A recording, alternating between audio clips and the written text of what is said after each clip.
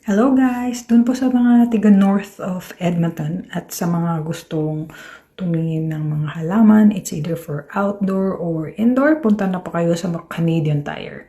Kasi ngayon nakasil po sila, 24.99. So may mga selective pa rin naman sila na nakita ko.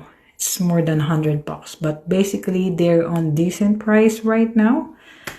Ranging from a little bit above $10 hanggang $24.99. So, sa totoo lang, hindi po talaga ako mahilig maghalaman kasi it's an extra job for me. Alam mo naman tayong mga nasa ibang bansa, napakadami nating iniisip. Kaso, itong kasama ko ay gusto niya daw pong mag-indoor plants lang. So, selective lang naman. So, for now, siguro meron kaming 3. Magdadagdag pa daw siya ng 1. At sabi niya, ito ay tumutulong daw po kasi para sa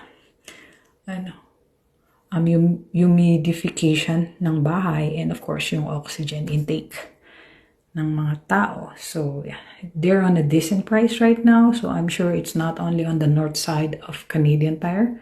Of Edmonton. So yan po ang kanyang napili. Ano po bang tawag dyan? Anong halaman yan? At ito po ang napili niyang bilhin. Palmera. Pangit eh. Pangit ang black. Ito.